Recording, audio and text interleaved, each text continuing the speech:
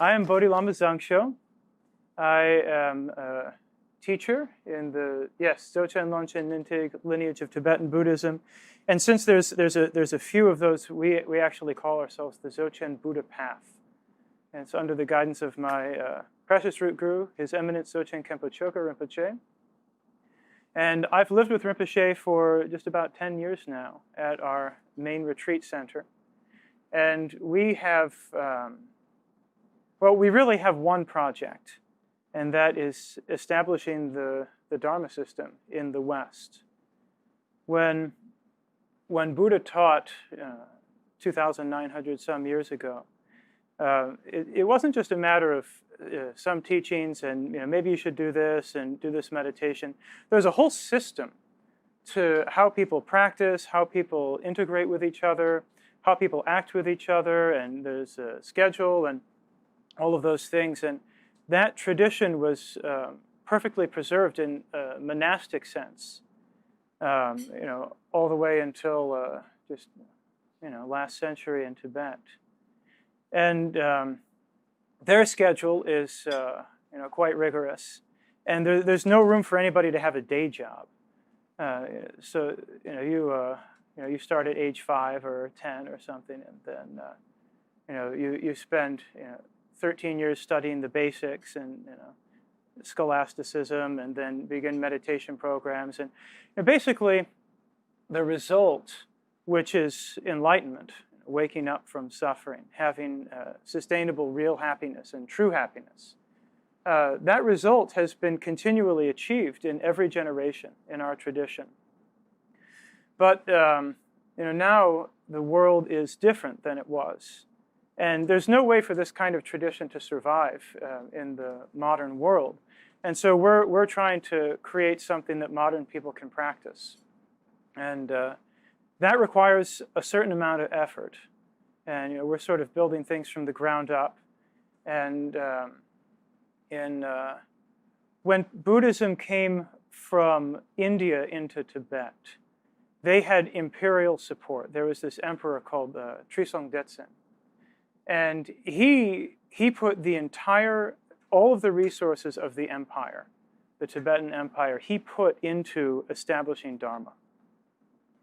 And so they essentially emptied the Tibetan treasury into India and brought back all of the scholars and all of the enlightened masters and all of the texts and all of the holy objects and everything that they could get their hands on. And it took them about 100 years or so to really establish.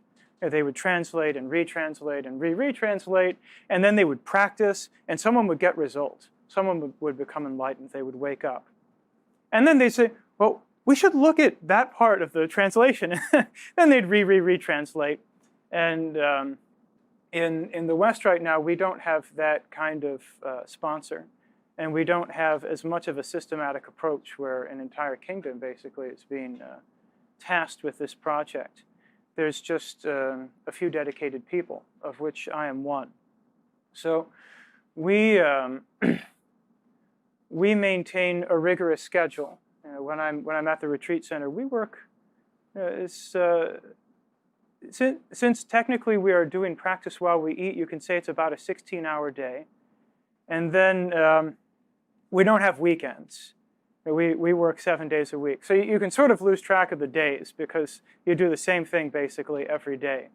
And so there are techniques that we employ as Buddhists to be able to keep up with this schedule. And it gets to a point where some of them I know they really work for me and they work for us. And some of them won't be applicable to you as much because you have different goals. Our goal is to establish the Dharma system. And we've got reasons behind that. And we can say this reason, and I could unload a bunch of Sanskrit jargon for these different intentions and so forth. But basically what it comes down to is we don't want suffering for ourselves or for anybody. And also, we want happiness for ourselves and for everybody. And those of us who have practiced and have become steeped in this tradition and see it, wow, this is a great way to get happiness. This is a great way to avoid suffering. The more I practice this, the less I suffer. The more I practice this, the happier I get. And it's not just like a nice, cutesy, oh, I feel so good, happiness. But actually, we become more functional people, better people. And so what Buddha taught is that if you want to become happier and suffer less and more functional, then you need to identify the causes of suffering and eliminate them. And you need to decrease and eliminate them. You need to identify the actual causes of happiness. You need to accumulate those and perfect them. Now, for us, those of us who live at the center, what we are doing is what all of us absolutely want to do in life. And there's a great opportunity cost for being there. Basically, those of us who have lived there, we give up, working a job and having too much of a social life outside the center because there isn't a lot of time for that.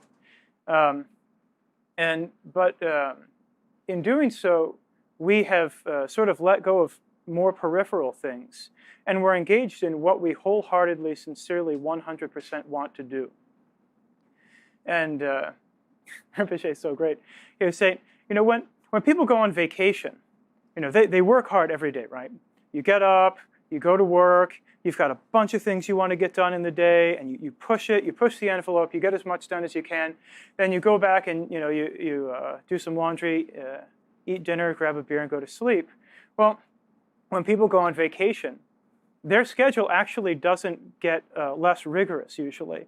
They fly to Hawaii, so they've got to deal with this long plane trip, and then they get up because they want to get all these things done, and they're driving here, and they're driving there, and they're renting a car, and then this doesn't work. And actually, people work just as hard on vacation as they do in their jobs often.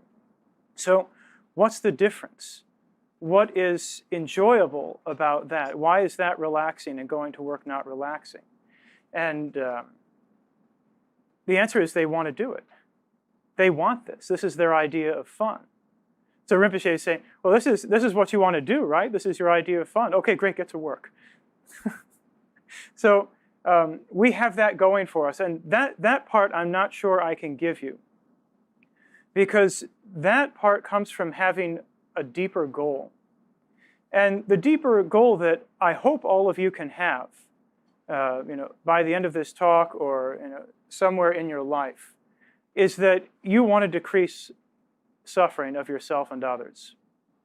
You want happiness, and you also want others to have happiness. You want to benefit this world. You want to benefit others.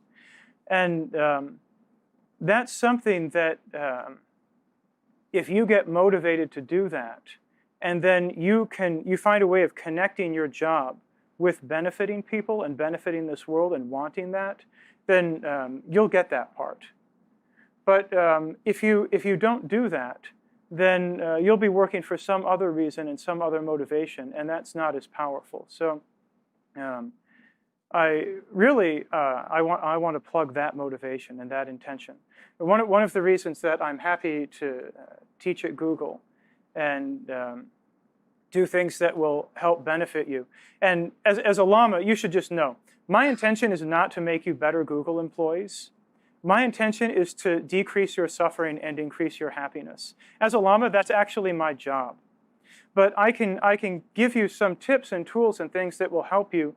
And if you want, you could apply them to work here, and you'll be a better worker. And I feel not so many reservations in sharing some of them because I've heard that Google has things like don't be evil policy, and basically I like many of the things that Google is doing. So I feel okay about teaching you guys some of this stuff.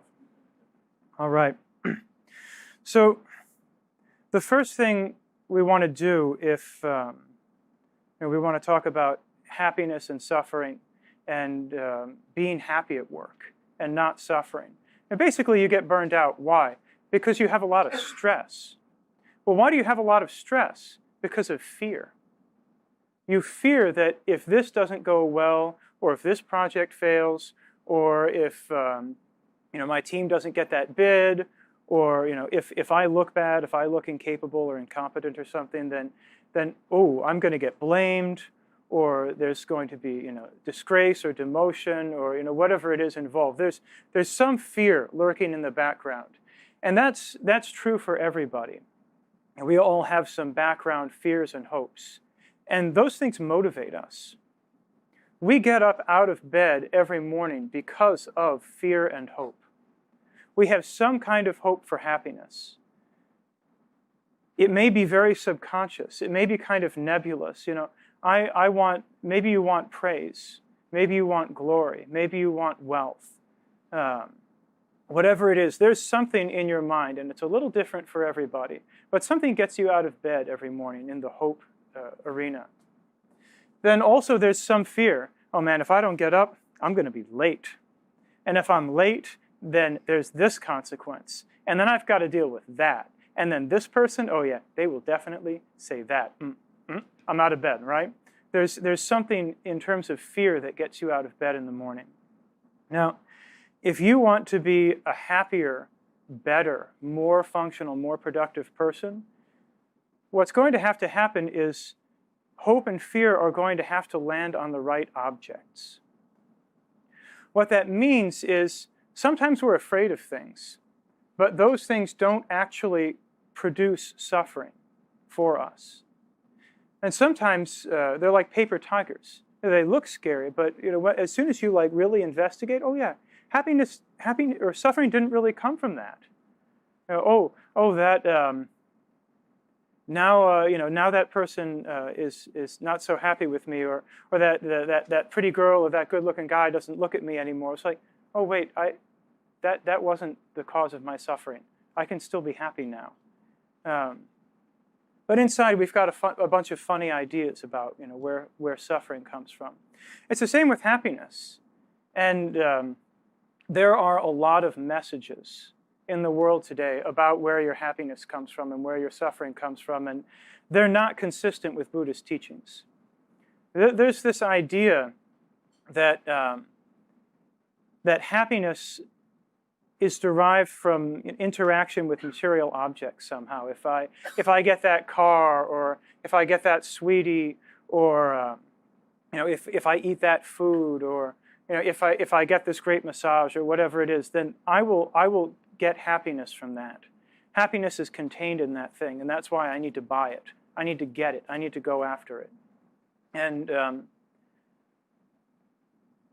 inside of us, there's a part that believes that, sort of the delusional part, the part that keeps us in samsara, that buys into that. But if we apply logic, we can see, oh yeah, there's actually no way that happiness is contained in material objects. And so I will use chocolate as an example. It's one of my favorite examples because, yeah, that's right, chocolate. Just think about, I got a little saliva, water, mouth-watering, great chocolate. Yeah, I love chocolate. So I think chocolate contains happiness because when I eat chocolate, I feel good. For example, I take a piece of chocolate. I don't have chocolate with me, sorry. I take a piece of chocolate and I eat it. I go, yeah, that's good. Well, if that's true, then by eating the second piece of chocolate, logically, I should derive twice as much happiness from that experience. So I eat a second piece of chocolate. Yeah, that one's pretty good too. Let's go for 10 times the happiness. Yeah, you can see where this is going. This is ending at 100 pieces of chocolate. I've never gotten there, actually, but it's probably ending with me going to the bathroom and being sick. So you can see, logically, if happiness were contained in chocolate, then it wouldn't happen like that. I could just eat more chocolate and feel better infinitely.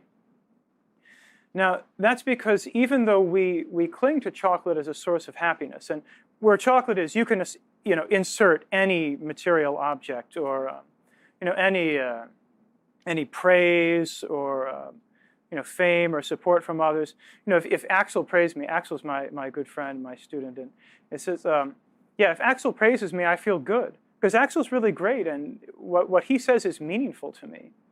You know, I think he has some insightful things to say, and if he praises me, like, oh yeah, I'll feel good.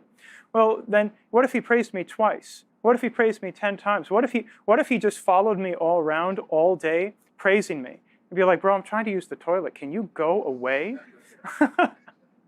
So, as what Buddha taught is those things don't actually contain happiness. And you know, those other things, most of the things we fear actually don't contain suffering. So what Buddha taught is that in order to really understand happiness and suffering, you have to understand yourself a little bit. Who you are, according to Buddha's teaching, is just mind, consciousness, this single present moment thinking only. That's you. This present moment knowing, choosing, feeling, deciding, this awareness, that's who you actually are. Not your brain, not your body, not your name, whatever it says on your Google badge. That's not actually who you are. Who you are is one aware mind. When every time you think, you have some intention, you want something, you don't want something, you engage in action, that creates energy. That energy is called karma. It's the power of thinking, the habit of thinking. Then from that karma, that actually produces your experience of reality. We perceive things because of our thinking and the power of our thinking, our karma. Now, in 1 hour at a podium at Google, I'm not going to have time to go into all of the logic and ins and outs for why this is true and you should believe it versus other things. But I'll speak a little bit to Buddha's credibility and why we should listen to Buddha as opposed to listening to the countless other messages that we could be listening to right now. Buddha, first of all, you should know, Buddha isn't just some guy in India centuries ago. Buddha is actually a state of mind. That mind, that present moment awareness, who you are, if you eliminate all of your obscurations and you actually see reality as it is, that is Buddha. So many beings have achieved Buddha, not just Siddhartha Gautama. And when Siddhartha did attain enlightenment, he became Buddha Shakyamuni. He rested under the Bodhi tree for 49 days, and then he went and taught his friends. And he was starting to build a following, and eventually he went back to the Shakya clan and met his family. And what Buddha said, Buddha's so cool, because he walked in and he said, the first thing he said was, I have achieved enlightenment. I know everything. I'm omniscient, essentially. Now, the next thing he said wasn't worship me, which is probably where a lot of people would go after making the first statement. The second thing he said was, test me. And they tested him, actually, I think quite scientifically and quite empirically. The test they derived for Buddha was they, in the royal garden, they set all these urns, all these bowls, and in them they put ash. And in the different places, where did that ash come from? Well, it depended on the bowl. And they went to all these different places in the kingdom. And they got, leaves from, this minister's peach tree, and some grass from over there, and a couple branches from this place. And, someone was, keeping track. And there's like 100 of these bowls. And everything's been totally reduced to ash, so it's equally gray powder. Everything looks the same. And so they walked Buddha around and said, okay, where did this ash come from? Where did this ash come from? Where did this ash come from? And Buddha would not only tell them where it came from, but he would give them more details than they were expecting him to give. Oh yeah, this came from Minister so-and-so's backyard, the fourth tree in the row, east side, fourth branch up. It was cut by Bobby or whatever his name was. And their jaws just dropped. Wow. So, and they believed him. Now, of course, for us, almost 3,000 years later, it makes a pretty story, basically. Yeah, okay, you can say that, but basically you have no evidence this actually happened. Well, I'll tell you then about, for me personally, my urns of ash. One of the reasons I consider what Buddha says to be credible. There's this sutra. It's this really cool sutra called the Sutra of the Big and Small. And in it, Buddha describes the size of different things. And I don't fully understand why that was so important for Buddha to say at that time, but I am so grateful that he said it, reading it today. Buddha says, okay, this is an arm span, or there's a Zangshod, and it's this many arm spans.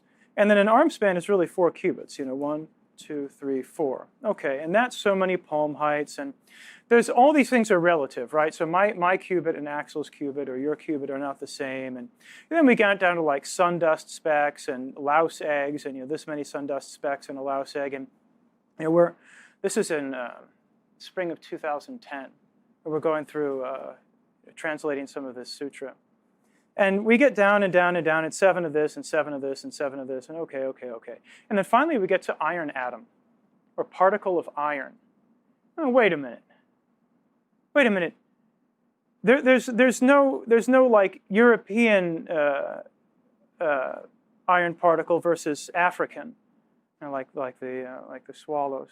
And yeah, that's right, Monty Python. Okay, there's no difference between iron particles. It's not like this louse egg versus that louse egg. So we did what sensible modern people would do. We Googled the size of an iron atom. And we found 3 pages that we thought, okay, this is really credible. And actually the result was very slightly different. But they were really, really close. And so we just averaged them. And we thought, okay, according to our ability, that's the best we could possibly do in terms of determining the size of an iron atom. And so we just took that. It was 1 point times 10 to the negative 35th or something, and meters. And we plugged it into the sutra. Okay, times 7, times 7, times 7, times 7, times 7, times 7, times 7, times 4, times 10, or whatever it is. And finally, we got to 1 arm span. Now, you guys are all pretty good at math, presumably, so I don't have to tell you that if Buddha picked the size of an iron atom and just put it into that equation and got anywhere within 100 feet, we'd all be amazed. That would be really incredible if he did that. Well, according to the Sutra of Big and Small, if you drop an iron atom, the size of an iron atom in there, it comes out to an arm span of 9 feet. That's amazing. How do you know that? 2,950 years ago. How on earth could you possibly know that? And then what's really cute is sort of like the little cherry on top, is if you look to the sutras, Buddha's height was actually pretty close to 9 feet. So if Buddha was talking about his arm span, then it's actually, he was right on. Only like 3 inches taller than the current Guinness Book of World Records holder, by the way. So Buddha, having awakened his mind, achieved enlightenment, has access to information that we simply do not through our obscured minds and our obscured 5 senses. Buddha sees reality as it is, and so he can see things that are basically beyond our imagination to even see, and know things that are beyond what we can imagine. And so when Buddha tells us, okay, actually your happiness and suffering, they don't come from grouchy faces and chocolate bars. Your happiness and suffering come from your own mind. That's what Buddha taught. You are this mind. You are present moment thinking only. And in every moment, you think something. You choose. You want something. You don't want something. Well, when you think and you want something and you fear something that's in discord with how things actually are, you're going against the grain of reality, so to speak. And that actually produces suffering. When fear lands on the wrong object, we get what we call anger. We decide, I'm suffering because of you. It's your fault. And then we take out all our aggression on that object. And that produces this special energy of attacking the phenomena that our mind and our karma have created. And since all that we perceive is the creation of our mind, when mind attacks mind's creation, it produces suffering. Sentient beings don't recognize, what I perceive right now is the creation of my mind. We see something we don't like and we just go after it. Well, that produces this karma, this energy of anger. Then that comes back and produces more bad experiences. It produces more, we call it negative thinking, thinking that runs against reality, the way things that actually work. It produces more negative thinking. It ripens as more negative characteristics, more obscured characteristics. We make worse value judgments. We're quick to argue, all of those things that we don't like when we imagine a decent person who can function in society. And when these bad experiences arise, then we're even more inclined to go after them. And of course, that just produces more of that energy, that karma of anger. So that's how that cycle perpetuates. And the same thing happens with misplaced hope. We call that greed. We had some good thinking sometime in the past, but from beginning this time until now, we must have done or thought some good things. Well, that created some good energy, this thing we call positive karma. That ripens as good experiences, nice things, chocolate bars, all of that stuff that we like. Well, when this mind, present moment thinking, this awareness, doesn't recognize its own creation and decides, happiness, I finally found it, wonk, and goes for it, that is what we call greed. And that idea of, happiness isn't here. I don't have happiness. I don't have good qualities. Happiness must be out there. I need to go get that thing. That energy of chasing happiness, of squeezing happiness, actually prevents us from getting nice things. And it also ruins the good things that we do have. Some people, no matter what they have, they're always looking for more. And they're never content. Some people have billions of dollars in the bank, and they literally will not buy themselves a new pair of pants. Because so much they squeeze. Money is happiness. I need to get this. Money, money. I just need to get more. I can't let any of that go.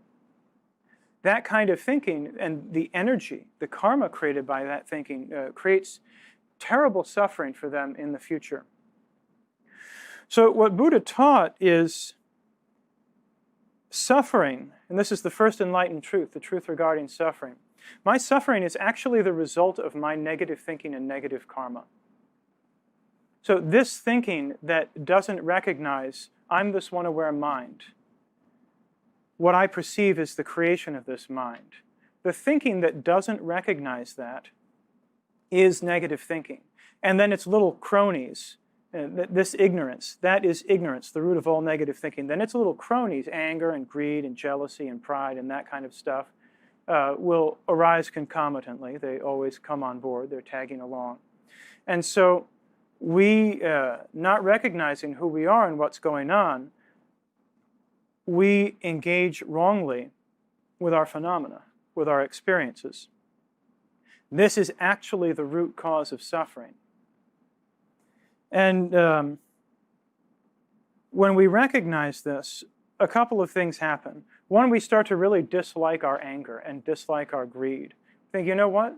That doesn't work for me. When I'm angry, I'm not happy. And that's something that, discerning iron atom sizes aside, we can all probably relate to. When you're raging, pissed off, you're not happy. Those two things don't happen at the same time.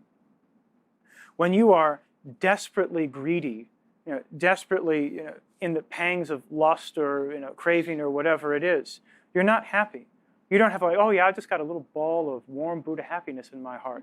You don't think that at the same time as you're salivating and chasing after that thing. That kind of thinking is suffering. It is not happiness. And it produces suffering. It produces miserable experiences. So if you're having experiences that you don't like, you can look to the First Noble Truth, the truth regarding suffering, and say, okay, this suffering I experience is the result of my negative thinking and negative karma as cause, then other people's negative thinking and negative karma, their grouchiness, of course that's a condition. It's not that we're not affected by others. It's just that the causal mechanism for what actually produces happiness and suffering, it's here. Cause, condition, just like that.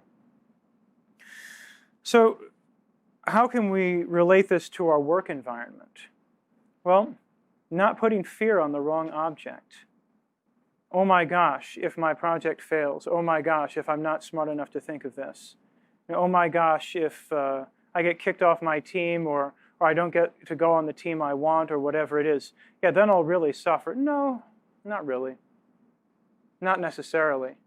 If you don't have anger, jealousy, greed, pride, and ignorance, you won't suffer. It doesn't matter what team you're on or whether your project succeeded or failed or if people like you or if they start serving the thing you want to eat in the cafeteria.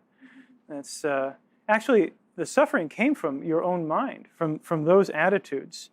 And if you start placing your fear on the right object, your own bad thinking, bad attitudes, those things, and stop placing fear on the wrong objects, what happens to happen at Google today, you'll stress a lot less. You'll have less fear. You'll have less anxiety.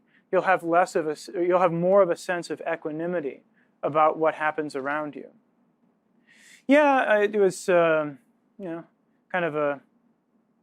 was chaos today at work, but I had a good attitude, and I like my coworkers, at least some, and I want them to have happiness. I want them to be less miserable. At least if they suffered less, I know that they would be nicer to other people. So yeah, I want them to suffer less. That's called compassion. That's positive thinking. That's the cause of happiness. I want them to have more happiness. That's love. That's positive thinking. And you can just rest in that and enjoy that and accumulate that. You can be your own little happiness machine. Every time you think kind, benevolent, altruistic thoughts towards yourself or others or your coworkers or the world around you, you actually produce the causes of happiness. That thought right there is the causes of happiness. Like we had the example with anger, right? It's hard to be really, really happy and relaxed and joyful while you're extremely upset. Well, now think of when somebody you love, they came back from school or the office or whatever, and something really wonderful happened to them. And you so delighted in that. You were just, wow, that's so good that happened to you. That's really marvelous. I wish that happened to you every day. Because you're so cool, and when good things happen to you, I'm, happy about that. That kind of thinking, that love, actually is the cause of happiness. It's been arising from our own minds since beginningless time. We just haven't recognized that. So, anyway, what we can see is when we have anger, greed, ignorance, those things, we're less happy, we're more stressed, and we're less productive. So, even if you don't want to be a Buddhist or practice Buddhism or something, at least try to decrease your negative thinking, because it'll make you a better worker. You'll be less stressed, and you'll be able to focus better, and you won't be panicked all the time, because you won't get disturbed every time something happens that other people aren't necessarily okay with. There will always be some fire to put out. There will always be somebody panicked about something. But you get to decide if you want to join them in that. Now, this person has decided, I'm going to freak out and suffer because this is happening. Would you like to join? It'll be great, believe me. No, just decide, no. I'll help you put out the fire, man, but I'm not going to get flustered over this. It doesn't help me, it doesn't help you, it doesn't help put out the fire, it doesn't help this world, it doesn't help Google. If that's on your tick list, help Google. So anyway, this negative thinking, yeah, it's the cause of your suffering. That's where your stress comes from. That's where your burnout comes from. And it's the cause of your suffering. It's the condition of others' suffering, which means to the extent that they have anger and greed and those things in mind, your bad energy can join them and make them suffer more. And so normally we don't like that unless we really don't like someone. But that thinking of not liking them and wanting them to suffer, oops, that's the cause of suffering for you too, so better let go of that. Then the third enlightened truth is where happiness does come from. And basically, normally we think if I just get what I want, then I'll be happy, or if I get praised or whatever it is. I think normally when we live our daily lives, we just think I need to get that or I need to do that. Our deep core belief about where our happiness comes from, I think, is largely subconscious. We got a pat on the head from our father when we were 6, or somebody we were attracted to smiled at us when we were 13. Whatever it is, whatever it was, we got, oh yeah, that's it. I got to get more of that.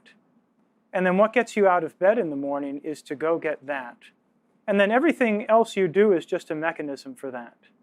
But in the candy bar example, or the Axel bothering me all day with praise example, we can see logically that those things actually don't produce happiness for us. What Buddha taught is that, well, on one level, happiness comes from positive thinking, this quality of, I recognize who I am, I recognize what's going on. So from that, I'm going to have goodwill towards myself and others. I'm going to do good things, basically. Yeah, happiness comes from that, but there's a deeper truth to happiness. Buddha originally taught the third noble truth as the truth of cessation, that's not a get word. That's a gone word. That's something left, something ceased, something ended. Buddha said, actually, decreasing your negative thinking, your anger, greed, ignorance, that actually is the cause of your happiness. You do that more, and you will naturally be more happy. And that's because deep down inside, you actually are the happiness you were looking for. Your own nature, the nature of mind, which means you, this present moment thinking, this awareness, unobscured, we clean out all that anger, all that greed, all that ignorance, all that stuff. Who you are in essence is true happiness. That's the happiness you've always been seeking. That's why you want happiness, because your nature agrees with happiness. But failing to recognize that, you go looking for it in other places. And of course, you are never fulfilled when you seek happiness from things outside of your own mind. They never produce the happiness that you actually wanted. So because your nature is the happiness that you've been seeking, your nature actually is Buddha. Cessation is happiness. The truth of happiness is actually the truth of cessation. The more you clean off that diamond, the more it sparkles. And you are that diamond. You are that thing that you've been looking for. Your own aware mind is the producer of your happiness if you cultivate yourself.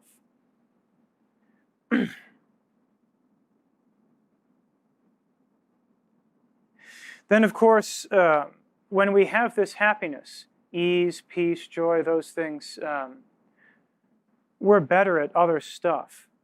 And one of the things we do at the retreat center is sort of one of the litmus tests of how our practice is going, because we don't just sit around on the cushion all day, right? Is how much more joyfully productive can you be? If you actually train your mind well in Dharma, you'll be able to do more than you used to be able to do, because you're not freaking out all the time. Yeah, I know happiness and suffering come from here, not all this other stuff. So I don't see any of this stuff as an object that could freak me out if I'm practicing. I got my bad days too. I'm a work in progress. But Buddha taught enlightened beings only fear one thing: That's their own negative thinking. Besides that, an enlightened being fears nothing. Imagine how not burned out you would be, how not stressed you would be if you had exactly zero fear, except for your own anger, greed, and ignorance. Great. The only thing I'm afraid of is also the only thing I have control over, my own mind. Actually, we have control over our own minds if we practice, if we make effort. And that's where, that's the fourth noble truth, the truth regarding the path. Your own love, compassion, and wisdom. Wisdom is when you recognize, yeah, I'm this mind. This mind produces energy, karma, that ripens as the experience of phenomena. Yeah, but this one aware mind, that's what I am, and that's how this experience of reality works. And my nature is pure, is happiness, if I manage to unobscure that. So that wisdom, and then from that, there's this other thing that arises called compassion. Yeah, I'm this one aware mind. I don't like suffering, so I will decrease and eliminate its causes. Whether they're in my mind, I have some control, or I have real control over that, or in your mind, I can't control your minds. But I can be a condition. I can push your mind around a little bit. Hey, try this. It really works. It's really cool. It's great. I can't make you do it, but hopefully I can encourage you. If you do to the extent that you decrease your anger, greed, and ignorance, you will find happiness. No matter what happens at work, no matter what happens in life. To the extent that you increase your anger, greed, and ignorance, it doesn't matter what team you're on, it doesn't matter what promotion you got, it doesn't matter what car you drive, it doesn't matter how good your sweetie looks, you will suffer. That's the bottom line. And so the path is practicing that wisdom, love, and compassion. That's it. That's the path. Now, for Buddhism, for Buddhists, this is where Dharma actually becomes kind of a hard sell, because you have to do work. I will increase your workload. If you decide I'm going to follow this teacher, I'm going to listen to this guy or whatever, this will increase your workload. Because I'll give you new projects, you'll have new things to do, you'll have to tame your mind and maybe watch your breath and sit up straight and think good thoughts while you do your other stuff. But those things, those Dharma practices you do, actually will make everything else easier. Because you won't be afraid. You won't burn out about it. You won't freak out about it. If you don't think suffering's going to come from this stuff, you won't be bothered by it. Imagine if none of this stuff bothered you. Only your little anger bothered you, and you have control over that. That's a good life.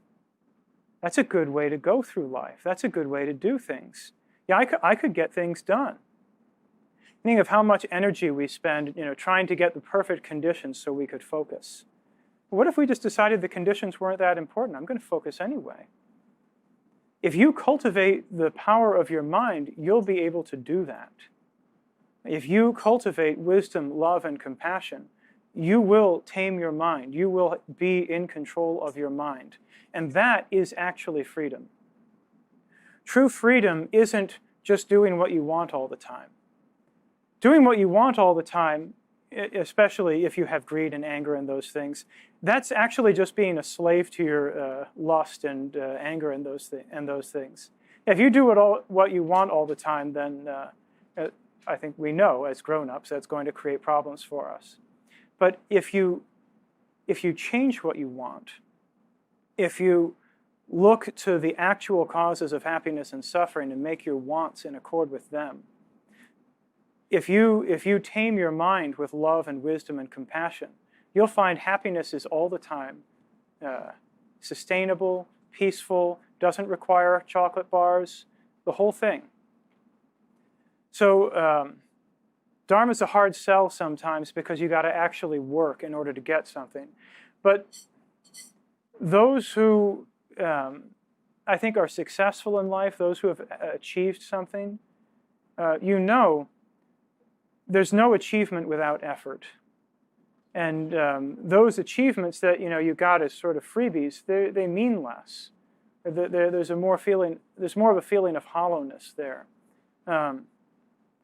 You will get according to the effort you make. You want to get something, you gotta make effort. You've got to give something, and that's where you can look as people who maybe don't know a lot about Dharma, but you can say, yeah, I hate hearing that message, but it's true. And so that there's a certain authenticity to Buddha's teaching here. If you want happiness, you're going to have to work for it. But if you work smart, if you actually seek happiness in the right places, you'll actually get it. And if you do that, you won't be stressed. You won't burn out. So that's the teaching I really wanted to give you as a Lama, because really what I want is for you to not suffer and have happiness. But I've got one more kind of it all kind of related to work, but I've got one more sort of freebie that is maybe easier to apply to work. It's silencing your own mental complaining. And that takes a little discipline to do, but you'll really like it if you manage to pull it off. You look at your situation. I'm on this team, I've got this assignment, I get up at this time, I do this. This is my life, this is my situation. And you decide, am I down for this? Do I agree with this? Is this what I want to be doing? And if not, then find a way to change it. And make changing it what you want to be doing. But if you decide, yeah, overall this is good, I can't think of the other place I would rather be than this, which would be great. I mean, I think a lot of the world actually kind of looks to you as the people who got it and have what they want and are in the place where this is the dream job. Whatever your job is, I don't know. As soon as you pull that badge and you walk past that security door and you're in, you have everyone on Earth's dream job.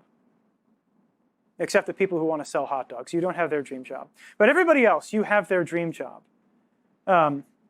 So if you decide, okay, I agree with this, I signed up for this, at that point, all of your mental complaining, oh, this is tiring, oh, this person is being mean to me, or oh, I don't like this deadline, or I don't like this workload. Well, you signed up for that.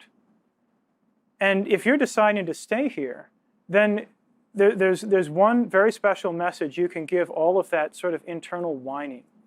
Yeah, shut up. Really? Because that internal complaining sabotages all of your efforts. Actually, listening to that voice is more tiring than the work you're doing. I guarantee it. Because I translate, I run the property, I'm the internship director for an international internship for the next 3 years. I'm an integral part of the translation program. I have a lot of jobs. And I can tell you, the thing that taxes me the most, that actually requires more energy from me than anything else, is my own internal complaining. And when I silence that voice, I have energy. Because I'm engaged in the stuff I want to be doing. And when I let that voice run rampant, I just feel exhausted. So that's the piece I would offer you. Is if you really want to not burn out, if you really want to manage your stresses, deal with that. And of course that requires some cultivation too. But there's plenty of tools and techniques for that. This is not like the workshop teaching where I walk you through everything and we count our breaths together and all that stuff. There's a lot of other teachings like that, and if you're interested and think, wow, there's really good stuff here, you can check out our website. It's thebuddhapath.org, thebuddhapath.org. There's the Buddha Path is our lineage, Dzogchen lineage. And we don't really have a center in Seattle, but there's retreats going on. We have an events page. There's teachers. I'm on it. You'll find me if you go through enough hamburger menus. I'll be there. So anyway, if you just decide to do those things, you make a decision, you'll find the mechanism. I have a question that is sort of adjacent to that, because this talk was very focused on happiness derived from the mind. Mm-hmm. And I'm wondering how much your teachings or Buddhist teachings play into, I guess, some mind-body connections. Because, for example, if I miss a night's sleep, I feel really crappy. Yeah. And that is a form of suffering. And my mind feels worse. So it feels like if I slept more, that would be a way of erasing suffering from my experience. But another way that I can interpret your teaching is that my own suffering is just my dissatisfaction with having missed the sleep. So how would you that's a great question. Sort of apply that? That's a great question. And yeah, they're both. The feeling in your body having not slept enough, that is a condition of suffering. The dissatisfaction and sort of mental whining, that is the cause of suffering. But that condition is real, for sure.